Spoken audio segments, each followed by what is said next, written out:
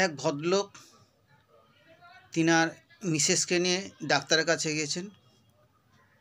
ডাক্তারবাবু জিজ্ঞেস করলেন, বলুন কি হয়েছে?